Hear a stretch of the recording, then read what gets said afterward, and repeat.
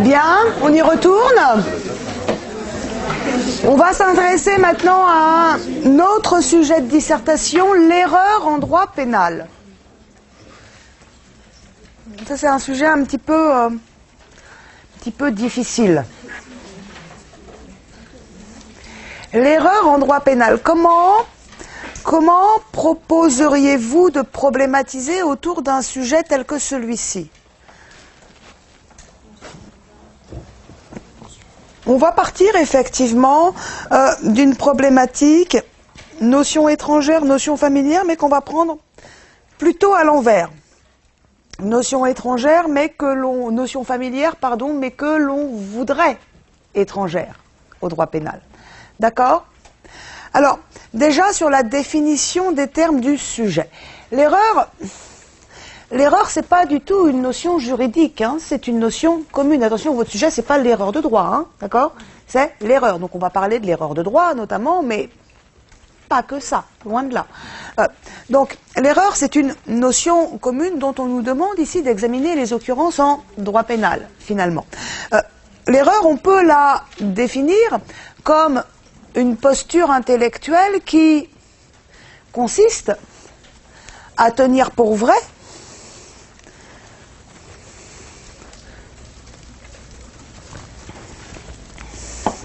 une appréciation fausse de la réalité. Deux précisions utiles ici. Première précision, non négligeable, c'est que la notion d'erreur sous-tend la bonne foi de la part de celui qui se trompe. Hein, la notion d'erreur sous-tend la bonne foi de la part de celui qui se trompe.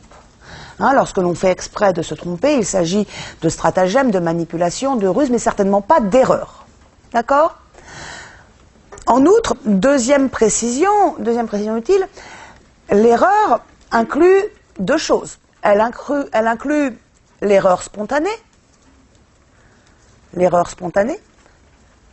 le fait de se tromper, mais elle inclut également cette notion d'erreur, l'erreur provoquée. Hein, le fait d'être trompé.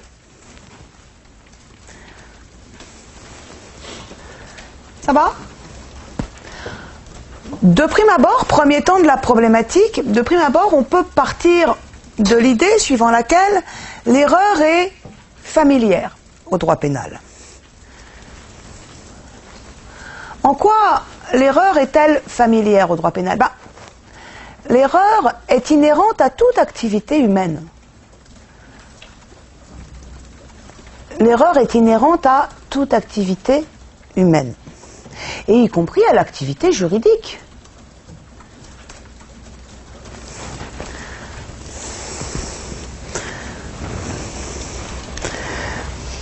Ce caractère inévitable, en quelque sorte, de l'erreur, implique, au premier chef, une forme d'indulgence du droit pénal à l'égard de l'erreur. Indulgence du droit pénal à l'égard de l'erreur du particulier, déjà. Indulgence du droit pénal à l'égard de l'erreur du particulier. Il est en effet difficile de sanctionner pénalement, de punir celui qui a commis l'infraction parce qu'il s'est trompé.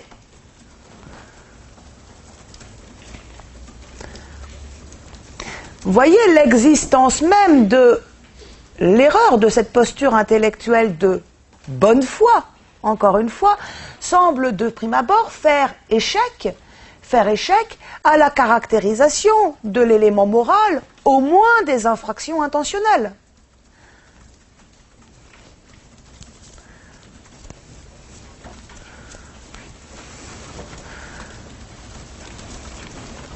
D'où par exemple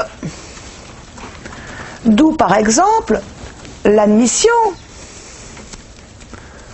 par le législateur en 1994, lors de l'entrée en vigueur du nouveau code pénal,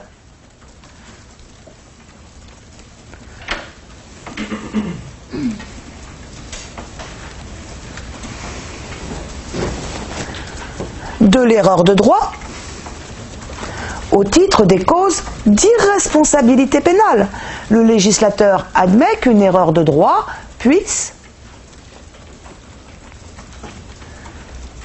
permettre à l'auteur d'une infraction d'échapper à la mise en jeu de sa responsabilité pénale. D'où l'idée suivant laquelle l'erreur de fait, dans certaines occurrences, aboutissent à la non-constitution de l'infraction.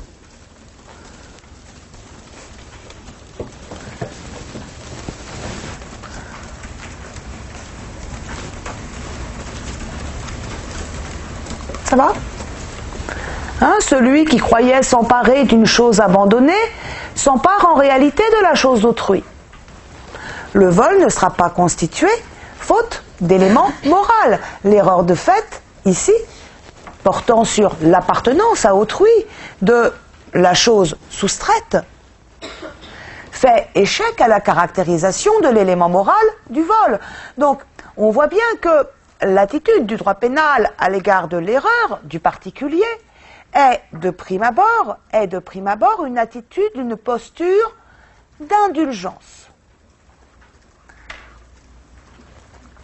C'est de prime abord une posture d'indulgence. Le fait que l'erreur soit familière au droit pénal se traduit également, s'agissant de l'erreur du droit pénal lui-même, par l'acceptation de l'éventualité de cette erreur.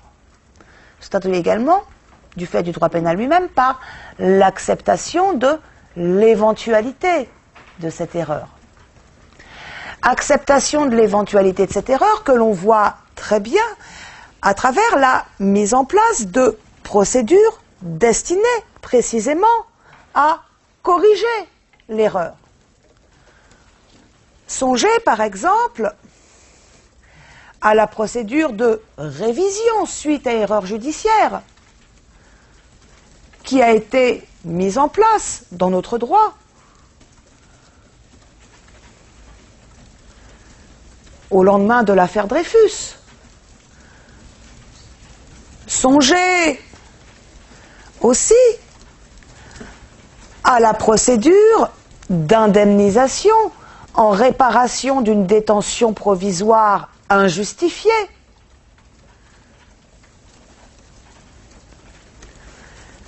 Qu'a institué une loi du 30 décembre 2000. L'actualité également nous le démontre puisque le 27 février 2014, c'est-à-dire aujourd'hui, est discuté à l'Assemblée nationale un projet de loi visant notamment à élargir les hypothèses de révision suite à erreur judiciaire. Deux choses essentiellement sont proposées dans ce projet. La première chose, on souhaiterait étendre la possibilité d'une révision dès lors qu'un fait nouveau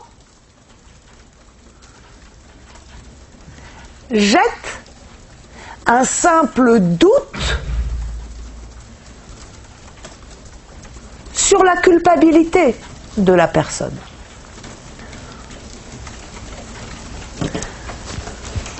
Par ailleurs, un amendement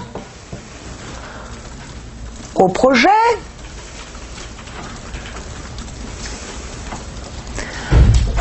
préconise d'étendre la révision aux hypothèses d'acquittement ou de relax, dont on s'apercevrait ultérieurement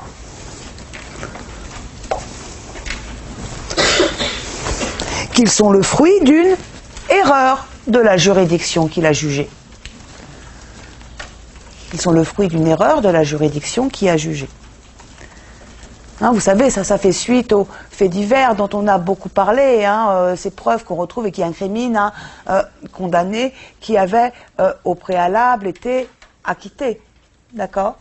Donc, on voit bien que, d'une part, le droit pénal fait preuve d'indulgence à l'égard du particulier, et d'autre part, le droit pénal, aujourd'hui, accepte l'éventualité de sa propre erreur.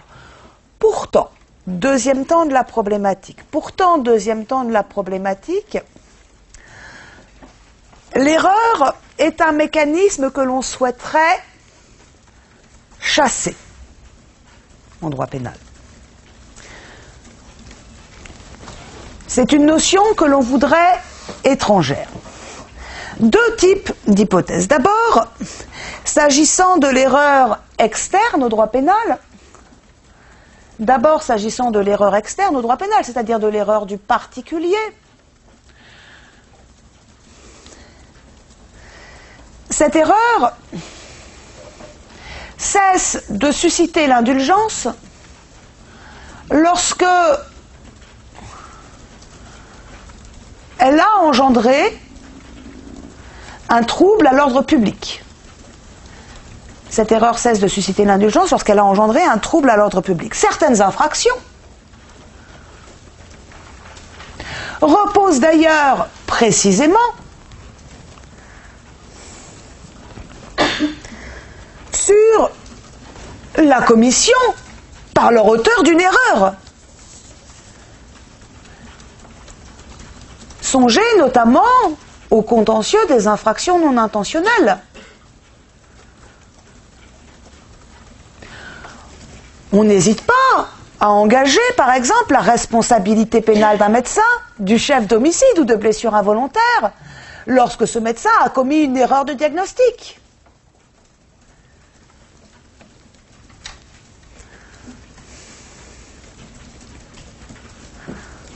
On sanctionne pénalement, sur le terrain des mêmes qualifications, l'erreur du maire, qui a cru que ces équipements sportifs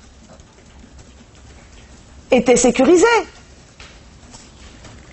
On sanctionne encore de la même façon l'erreur de l'automobiliste qui pensait avoir le temps d'effectuer son dépassement.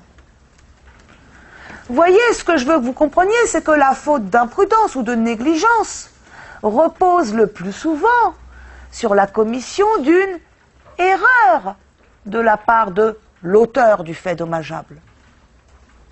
Dans toutes ces hypothèses, puisque l'erreur aboutit au décès, aux blessures d'autrui, le droit pénal intervient précisément pour l'incriminer en tant que tel, et c'est alors le fait d'avoir commis l'erreur qui se trouve érigé en infraction pénale.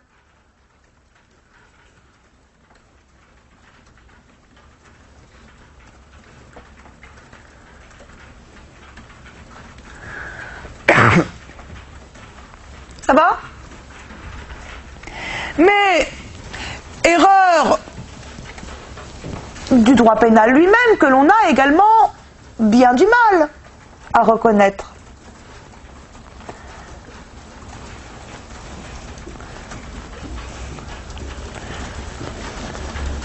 Bien du mal à reconnaître, pourquoi? Bien du mal à reconnaître, d'une part, du fait du principe d'autorité de choses jugées. Principe d'autorité de choses jugées qui a pour effet la règle suivante: une présomption irréfragable de vérité s'attache à la chose qui a été définitivement jugée. Ce qui a été définitivement jugé est de manière irréfragable présumé vrai. Présomption irréfragable de vérité, comme si la justice ne pouvait pas se tromper. Présomption irréfragable de vérité qui a notamment pour conséquence une admission très étroite de la révision suite à erreur judiciaire. Vous savez que les hypothèses de révision sont très peu nombreuses. Elles n'aboutissent jamais ou très rarement, car la justice, bien qu'elle mette en place des procédures propres à reconnaître ses erreurs, a en réalité bien du mal à les accepter. Procédure d'indemnisation suite à détention provisoire injustifiée qui, malgré tout,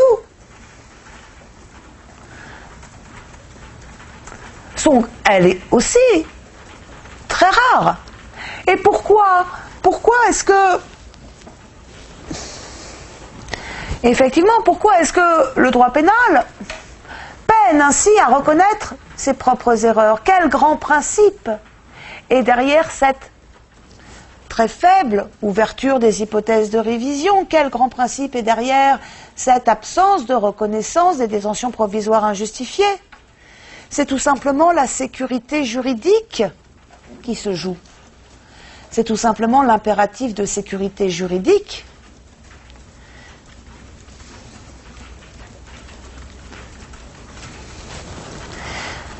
qui impose une admission très étroite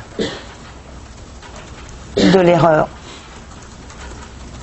Par conséquent, vous le comprenez, toute la question ici, c'est finalement celle de savoir comment le droit pénal contemporain concilie ces impératifs de prime abord contradictoires.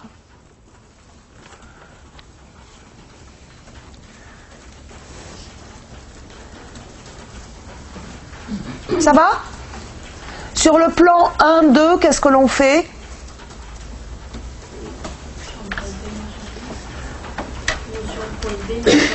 Notion prohibée, notion admise, pourquoi pas, mais on aura ici quelques éléments de réponse qu'on aura du mal à classer. Par exemple, la procédure de révision, c'est une notion prohibée ou c'est une notion admise? Alors, vous voyez, c'est difficile à classifier. Oui, on va reprendre ici tout simplement, me semble-t-il, les deux sous-temps, parce que d'une part c'est très difficile de mêler ces deux groupes d'éléments de réponse, et puis par ailleurs ce sont deux types d'erreurs extrêmement différents. D'une part on a l'erreur externe au droit pénal, d'autre part on a l'erreur interne au droit pénal. D'accord? Grand 1, l'erreur saisie par le droit pénal. Grand 1, l'erreur saisie par le droit pénal. Grand 2, le droit pénal entaché par l'erreur. L'erreur saisie par le droit pénal entaché par l'erreur. Ou si vous préférez, vous pouvez aussi les formuler plus simplement. Grand 1, l'erreur externe au droit pénal. Grand 2, l'erreur interne au droit pénal. C'est la même chose. Sur le grand 1, l'erreur externe au droit pénal. Sur le grand 1, l'erreur externe au droit pénal, là, deux choses. Tantôt, l'erreur externe au droit pénal va être un facteur de responsabilité pénale. Dans d'autres cas, l'erreur externe au droit pénal va être un obstacle à la responsabilité pénale. D'accord? Grand A, l'erreur facteur de responsabilité pénale. Grand B, l'erreur obstacle à la responsabilité pénale. Sur le grand A, l'erreur facteur de responsabilité pénale. Petit 1, l'erreur de la victime. Petit 1, l'erreur de la victime. Il existe dans notre droit de nombreuses infractions qui viennent incriminer le fait pour l'auteur de provoquer l'erreur de la victime pour en retirer un avantage quelconque. Alors quelles sont ces infractions pénales qui consistent précisément dans le fait de provoquer l'erreur de la victime? La toute première d'entre elles, c'est bien évidemment la qualification d'escroquerie. Voilà une qualification pénale, l'escroquerie, qui repose totalement sur le fait pour l'auteur, de provoquer l'erreur de la victime, soit par l'usage d'une fausse qualité, soit par l'abus d'une qualité vraie, soit par l'emploi de manœuvres frauduleuses.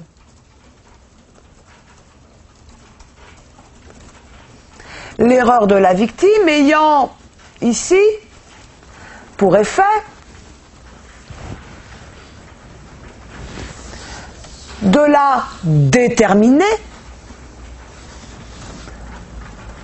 à opérer une remise au profit de l'escroc, remise qui lui causera un préjudice.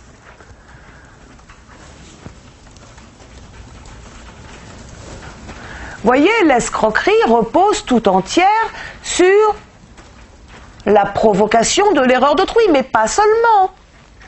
Pas seulement. Songez, et c'est un contentieux important, songez à tout ce qui relève du droit pénal de la consommation. La plupart des infractions relevant du droit pénal de la consommation consistent précisément dans le fait pour le professionnel de provoquer l'erreur du non-professionnel ou consommateur.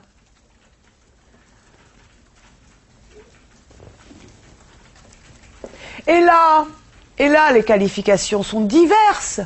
Tromperie, grande qualification du droit pénal de la consommation, tromperie, fraude et falsification.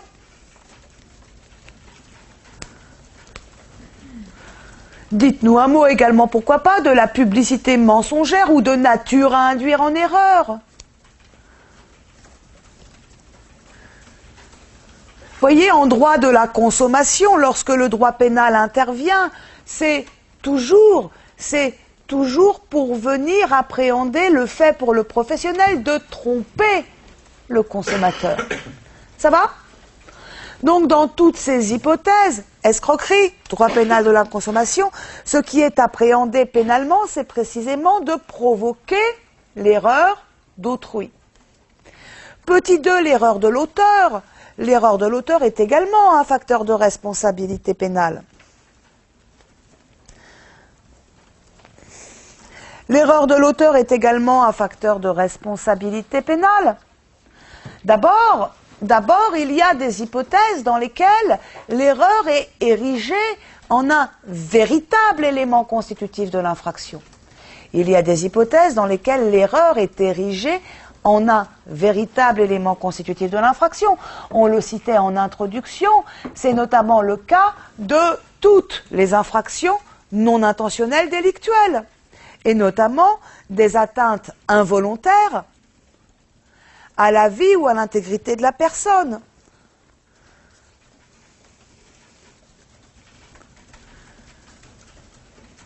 Ce que l'on vient sanctionner ici, c'est précisément l'erreur d'appréciation de celui qui a provoqué la mort ou les blessures d'autrui.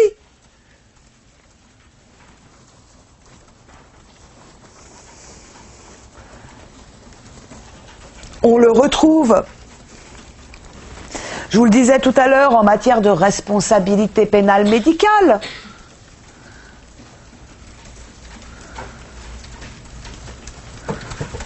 Songez à l'erreur de diagnostic, hypothèse dont on parlait tout à l'heure, on le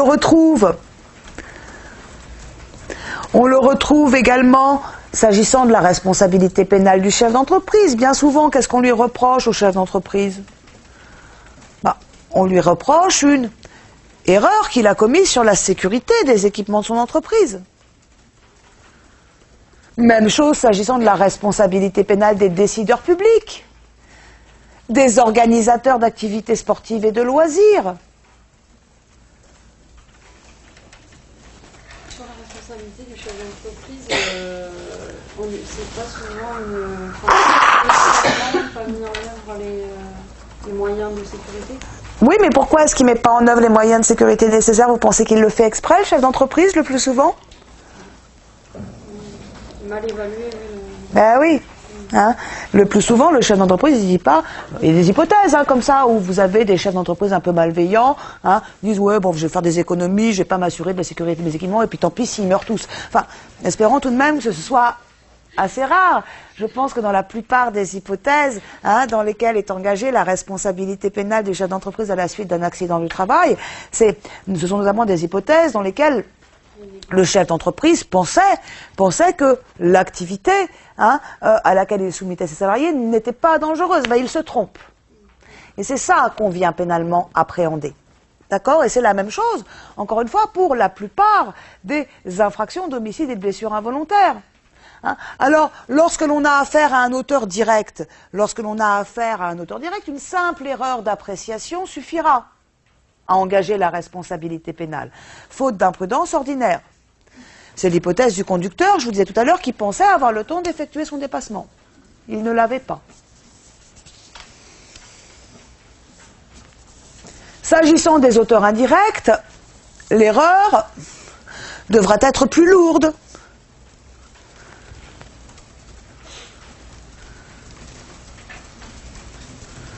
Puisqu'il faudra ici démontrer une faute d'imprudence qualifiée, et plus particulièrement une faute d'imprudence caractérisée.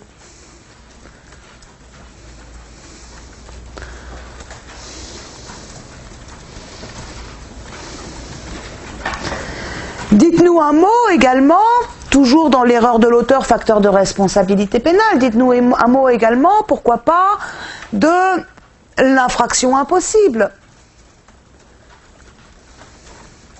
L'erreur de l'auteur, quant à la possibilité du résultat de l'infraction qu'il entreprend, n'est pas un obstacle, mais au contraire un facteur de mise en jeu de sa responsabilité pénale. On songe bien sûr à l'hypothèse de l'arrêt Perdereau, chambre criminelle 16 janvier 86, qui assimile à une tentative de meurtre le fait pour un individu de tenter de tuer un individu prédécédé dont il ignore le prédécès. Mais pour des hypothèses un peu moins cocasses, ce serait la même chose du pickpocket qui plongerait sa main dans une poche vide. Des cambrioleurs qui pénétreraient dans une maison vide, etc., etc. Dans toutes ces hypothèses, l'infraction est certes impossible de par son résultat, leur auteur l'ignore, mais on va tout de même chercher sa responsabilité pénale sur le fondement de la tentative. Ça va ?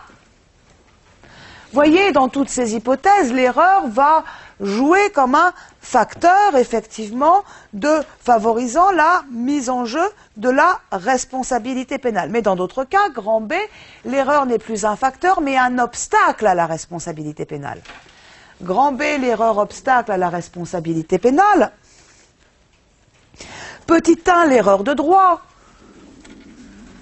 Petit 1, l'erreur de droit. Expliquez-nous que le législateur, en 1994, prévoit,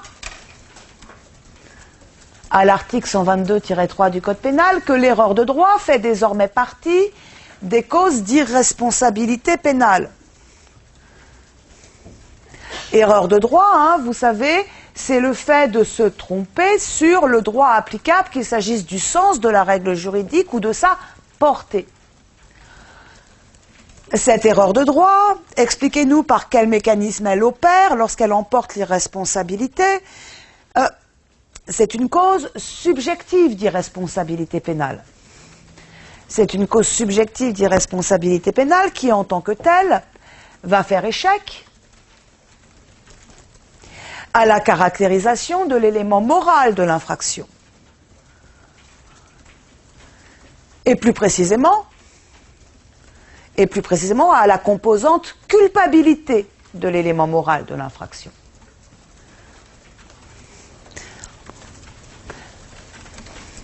Vous savez que toutes les infractions intentionnelles reposent notamment sur l'exigence d'un dol général. Toutes les infractions intentionnelles reposent précisément sur l'exigence d'un dol général. Le dol général se définit comme la volonté de commettre l'acte en ayant conscience de violer la loi pénale. Volonté de commettre l'acte en ayant conscience de violer la loi pénale. La conscience de violer la loi pénale est toujours présumée.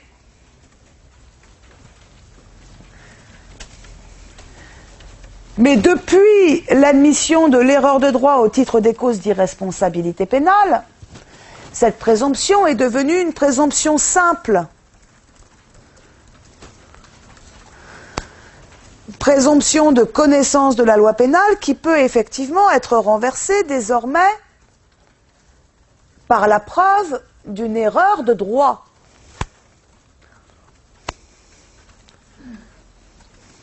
Ainsi, lorsqu'elle est démontrée,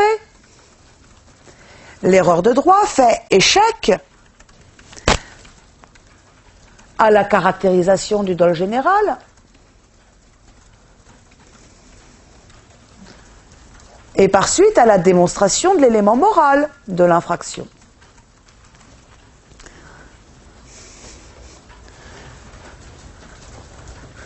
Toutefois, attention, précisez-le, la jurisprudence est très prudente lorsqu'il s'agit de reconnaître une erreur de droit. Notamment pour que l'erreur de droit opère effectivement comme une cause d'irresponsabilité pénale, il faut que soit démontrée l'invincibilité de l'erreur. Or, le caractère invincible de l'erreur est apprécié de façon extrêmement rigoureuse par les juridictions répressives. Depuis 1994, depuis 20 ans donc, la Cour de cassation n'a reconnu l'existence d'une erreur de droit qu'à 2 reprises. Et 2 fois en 20 ans, c'est pas un contentieux de masse, hein. Et à chaque fois, on remarque que l'erreur de droit n'est admise que lorsque la personne qui s'en prévaut,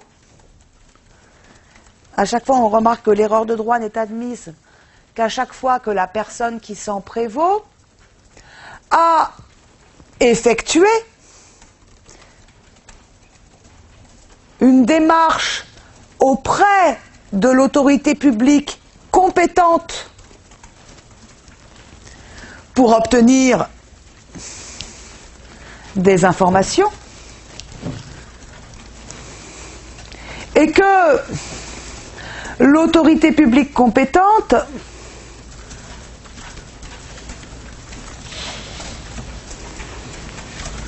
s'est trompée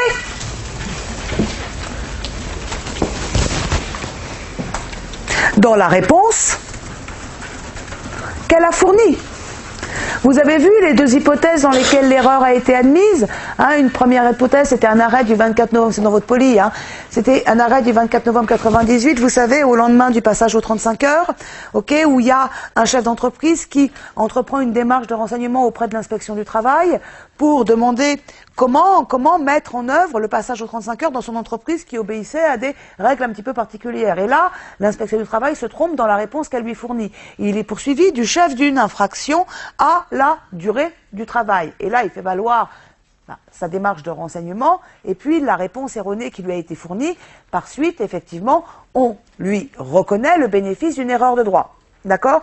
La deuxième hypothèse, c'est une hypothèse un peu plus cocasse, c'est un arrêt du 11 juillet 2006, où là, vous avez un conducteur qui, à force de multiplier les infractions, a perdu tous ses points sur son permis de conduire français. Simplement, ce type a, en plus d'un permis de conduire français, un permis de conduire international. Et il dit surtout qu'il ne tente rien à rien, et il écrit au procureur de la République pour lui demander si effectivement il peut continuer à conduire, bien qu'ayant perdu tous ses points sur son permis français, sur le fondement de son seul permis de conduire international. Et là, le procureur de la République, qui avait un peu, qui était pas bien ce jour-là, lui a répondu, oui, vas-y, conduis. T'as plus de points, c'est pas grave, conduis quand même. Et puis forcément, donc l'autre, il conduit avec son compte permis international, et il finit par se faire attraper, et là, il est poursuivi du chef de délit de conduite sans permis. Et il fait valoir la réponse que lui avait formulée le procureur de la République, et on reconnaît à son profit le bénéfice d'une erreur de droit. D'accord? Ce sont les deux seules hypothèses dans lesquelles la Cour de cassation a reconnu l'existence d'une telle erreur. Hein? Donc, elle est là, on l'admet, mais pas beaucoup. Petit 2, l'erreur de fait. Petit 2, l'erreur de fait. L'erreur de fait, attention, ne nous trompons pas, n'est pas en tant que telle, l'erreur de fait, attention, ne nous trompons pas, n'est pas en tant que telle une cause d'irresponsabilité pénale. Simplement, il est des hypothèses dans lesquelles, de facto, l'erreur de fait se traduira par une non-constitution de l'infraction. Il est des hypothèses dans lesquelles, de facto, l'erreur de fait se traduira par une non-constitution de l'infraction. Et dans ce cas-là, en présence d'une erreur de fait, l'infraction peut ne pas être constituée faute d'éléments matériels, elle peut également ne pas être constituée faute d'éléments moraux.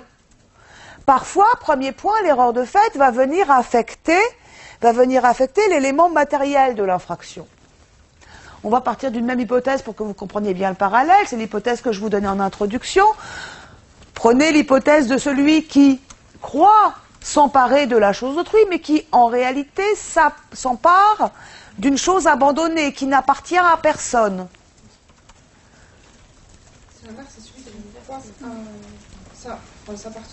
Non, écoutez ce que je vous dis. Alors, là, en l'occurrence, j'aurai pas mon infraction. Pourquoi? Qu'est-ce qui manquera?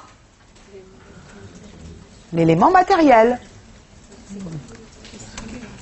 Et voilà, vous écoutez pas, hein, et puis après, on est perdu, c'est quoi déjà? Hypothèse de celui qui, croyant s'emparer de la chose d'autrui, s'empare en réalité d'une chose abandonnée qui n'appartient à personne. Dans ce cas, le vol ne sera pas constitué faute d'éléments matériels. Vous voyez, l'erreur de fait fera échec à la caractérisation de facto de l'élément matériel. Mais l'erreur de fait peut également faire échec à l'élément moral de l'infraction. Hypothèse de celui qui, croyant s'emparer d'une chose abandonnée, s'empare en réalité de la chose d'autrui.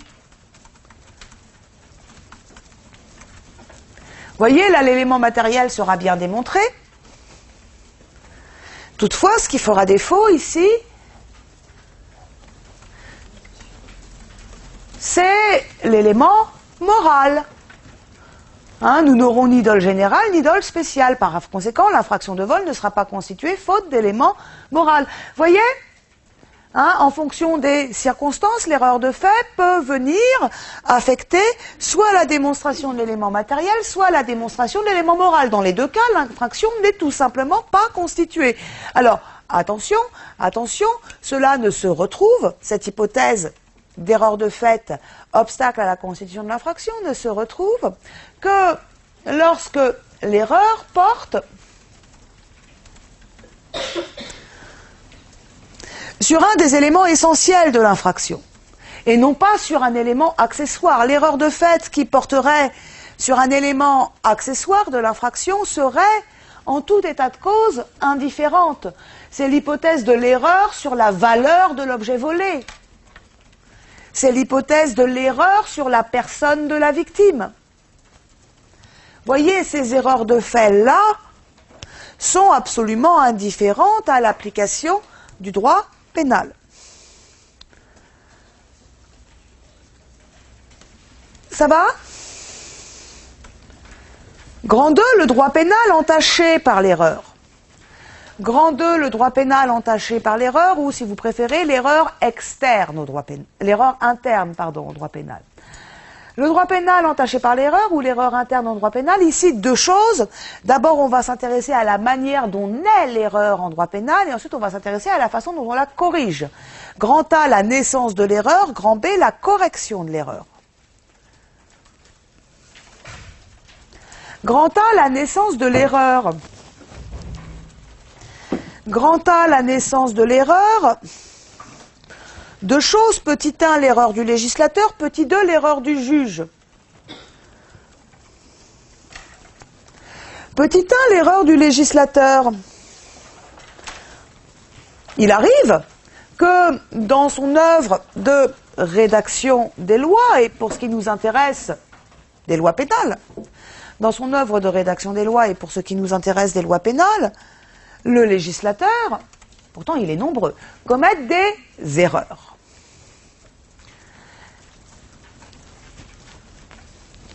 C'est là une crainte que l'on peut avoir de manière accrue, notamment du fait de l'inflation législative contemporaine. Hein, on est un petit peu, on en avait déjà parlé, dans l'ère du vite fait, mal fait. Hein. Ça, vous l'écrivez pas comme ça, on est d'accord. Hein. Bien. Sauf que le souci, c'est que quelle devra être l'attitude du juge face à l'erreur du législateur? Lorsqu'il est manifeste que dans un texte d'incrimination, le législateur a commis une erreur, soit en ôtant du champ d'une incrimination pénale des éléments qu'il entendait y inclure, soit à l'inverse en incluant dans une incrimination pénale des éléments dont il souhaitait, à l'inverse, les exclure. Que fait le juge? Est-ce que le juge peut rectifier, peut corriger de lui-même l'erreur du législateur? Et non, en pareille hypothèse, seul l'auteur de l'erreur est compétent pour corriger cette erreur. Donc seul le législateur peut venir corriger l'erreur du législateur. Dans l'entrefaite, le juge est tenu. Principe de la légalité criminelle, principe de l'interprétation stricte de la loi pénale, dans l'entrefaite, le juge est tenu de se livrer à une application littérale du texte erroné. Alors on a des illustrations de cela. Vous pensez à quoi, par exemple? Voilà, dans votre fiche numéro 1, sur le principe de la légalité criminelle. Ok, abandon de famille.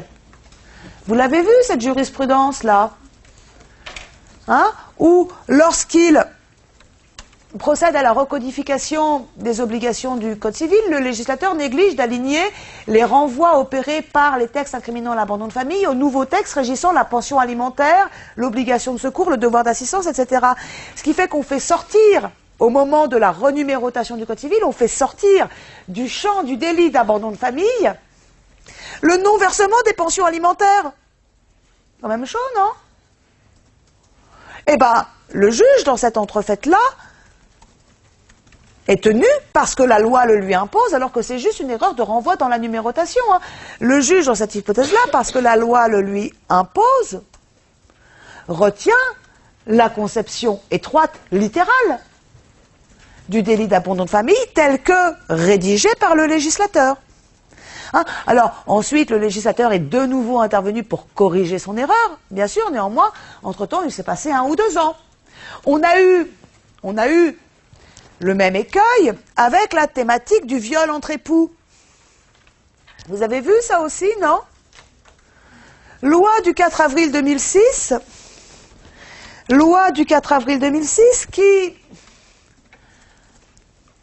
a entendu faciliter la répression du viol entre époux. Et pour faciliter la répression du viol entre époux, le législateur n'a rien trouvé de mieux à faire que d'instituer dans le Code pénal une présomption simple des époux de consentement à l'acte sexuel.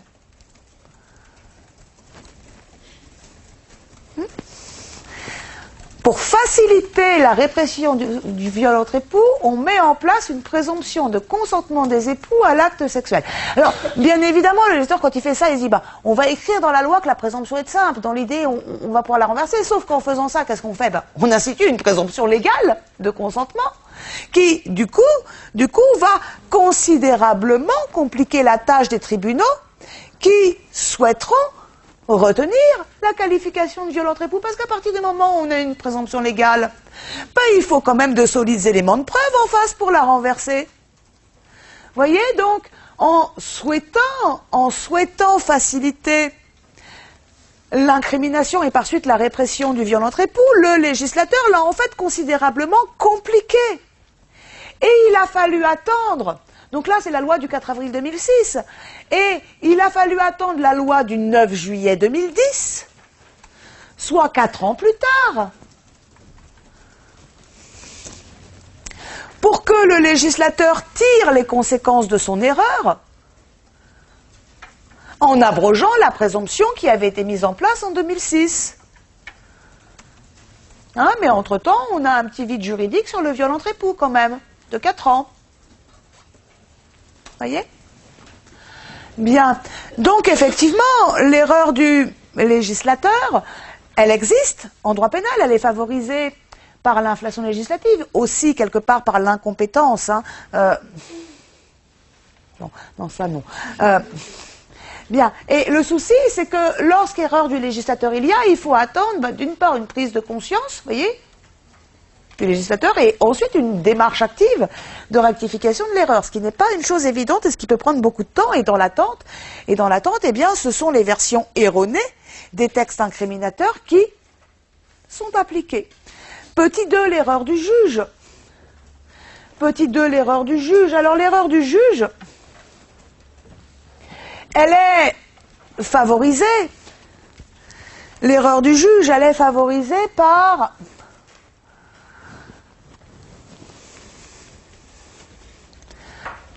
des règles de fond, mais aussi par des règles de forme. D'abord, premier point, l'erreur du juge favorisée par le droit pénal de fond.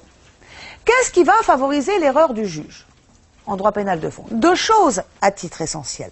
D'abord, première chose qui va favoriser l'erreur du juge, c'est ce développement d'un droit pénal de type préventif, qui intervient très en amont sur l'iter criminis, au stade des simples actes préparatoires. Par définition,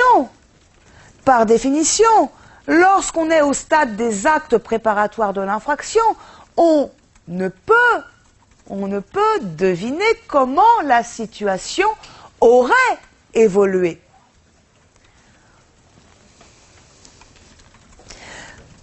Par conséquent, la multiplication des infractions obstacles du type embuscade, du type participation à une bande dangereuse, sont immanquablement des éléments favorisant l'erreur en ce qu'ils permettront d'appréhender pénalement des agissements qui n'aurait peut-être jamais conduit à la réalisation d'un trouble effectif à l'ordre social. Et cela, on le retrouve au niveau de la répression pénale. On assiste depuis quelques années à l'émergence de sanctions pénales dont la finalité consiste à prévenir le trouble à l'ordre social. Hein, mesures de sûreté, notamment. Émergence de sanctions pénales dont la finalité consiste à prévenir le trouble à l'ordre social et le prononcé de ces mesures de sûreté repose sur quoi?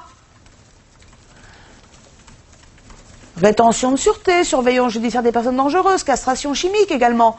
Ça repose sur des évaluations de dangerosité. Hein, je vous rappelle que le critère pour avoir recours à la rétention de sûreté, c'est une expertise psychiatrique qui établit la particulière dangerosité de l'individu, mais par définition, l'évaluation de dangerosité est nécessairement une évaluation incertaine qui porte en elle le germe de l'erreur.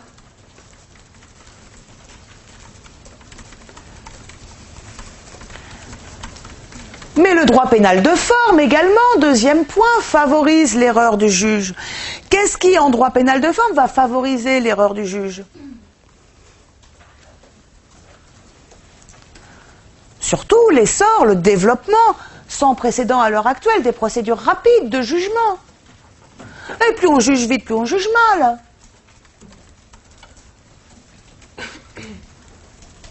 Ça non plus, vous ne l'écrivez pas. Juge vite et bien. Mais immanquablement, l'essor, le développement des procédures rapides de jugement nuit à la qualité de travail du magistrat, va impliquer un sacrifice en termes de recherche de la vérité, va conduire à une application amoindrie du principe du contradictoire. Des éléments ne seront pas portés à la connaissance de la juridiction alors qu'ils l'auraient été dans le cadre d'autres procédures, etc.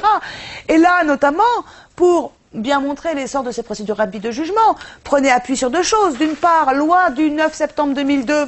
Loi du 9 septembre 2002, on élargit considérablement le domaine de la comparution immédiate. Loi du 13 décembre 2011. C'est au tour de la CRPC de s'étendre à la totalité des délits. Et loi du 13 décembre 2011 encore, on étend à un grand nombre de délits la procédure de l'ordonnance pénale.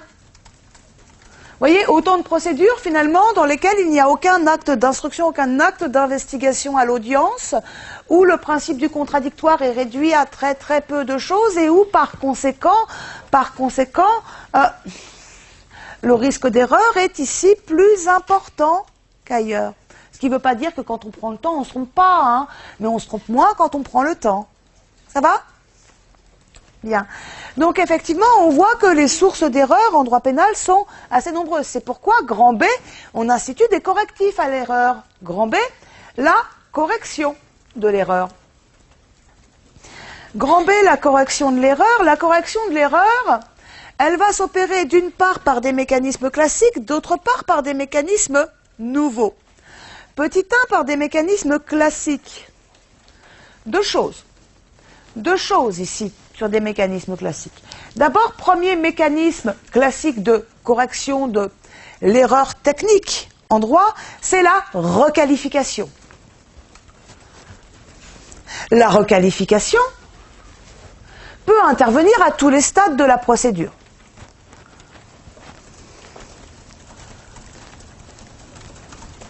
Seul compte le fait que l'on permette à la personne poursuivie d'exercer ses droits de la défense sur la nouvelle qualification retenue. D'accord ? Donc tant que ce n'est pas définitivement jugé, concrètement, la requalification est possible. Vous pouvez nous dire un mot également de la procédure qui n'est pas propre au droit pénal, hein, puisqu'elle est régie par le Code de l'organisation judiciaire, mais vous pouvez nous dire un mot également de la procédure en rectification d'erreurs matérielles. L'erreur matérielle peut être ainsi rectifiée. Et puis surtout, quels sont les grands mécanismes qui nous permettent de corriger l'erreur ? Ce sont les voies de recours. Ce sont les voies de recours qui sont les grands mécanismes contemporains de correction de l'erreur. Voie de recours ordinaire, d'abord, et là, pour montrer que le droit pénal a cette volonté de chasser l'erreur, citer par exemple la loi du 15 juin 2000 qui rend les verdicts de cour d'assises susceptibles d'appel.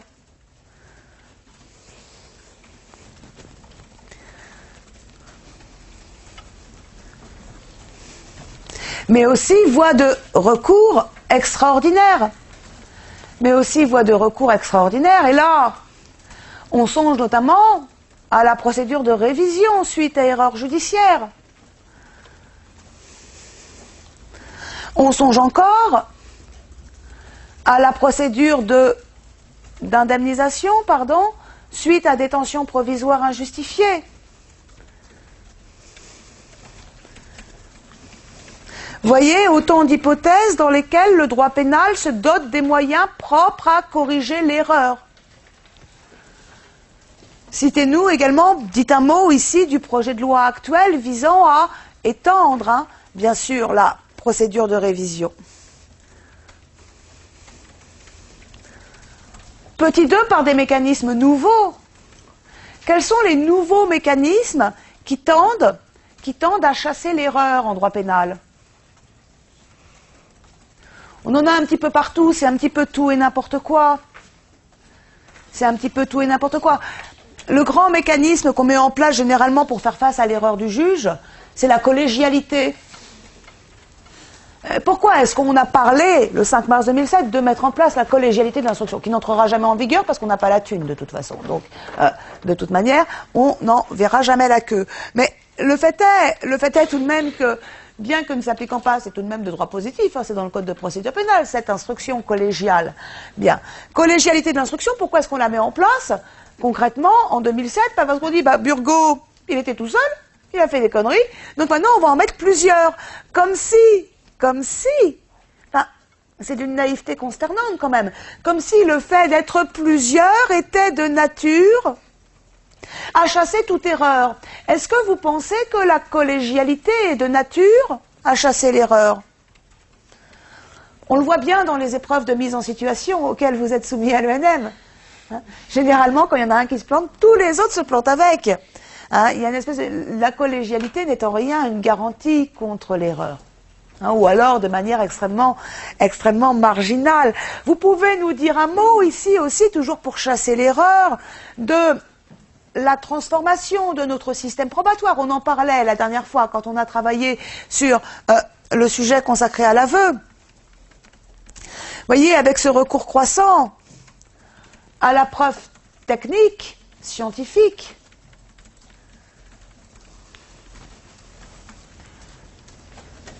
au lieu et place des modes de preuve traditionnels. Vous voyez, tout ça, ce sont des éléments qui sont de prime abord de nature, effectivement, à amoindrir le risque d'erreur. Est-ce que, effectivement, l'efficacité de tout cela sera démontrée ? L'avenir le dira. Pour le moment, on nous permettra d'être assez dubitatif, quand même, sur ces évolutions. L'erreur ne sera, je pense qu'il est sage de dire ça, ne sera de toute façon jamais chassée, parce que vous ne pouvez pas déployer une activité humaine, et l'activité juridique est une activité humaine avant tout. Vous ne pouvez pas déployer une activité humaine sans risque d'erreur.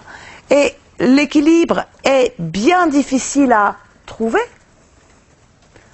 entre la volonté de chasser l'erreur et le maintien des objectifs classiques, traditionnels, assignés au droit répressif. Et j'en ai terminé avec ce sujet. Des questions sur tout ça ? Bon, c'est un beau sujet, l'erreur, non ? Il y a de quoi faire ? Juste une question. Sur les mécanismes de correctionnalisation... C'est pas de l'erreur, la correctionnalisation. Ben non, parce que là, on n'est pas dans le rouge, je me suis trompée. Hein, on est dans le... Attends, délibérément, là, tu vois, partir devant la cour d'assises, ça me pose un souci. Donc, je vais employer une qualification inappropriée. Vous voyez, mais on est dans la stratégie, on n'est pas dans l'erreur. On s'arrête là? Bon, bah, je vous souhaite bon courage pour ce qui vous reste, et puis on se retrouve le mois prochain. Hein, voilà. Bon courage à tous.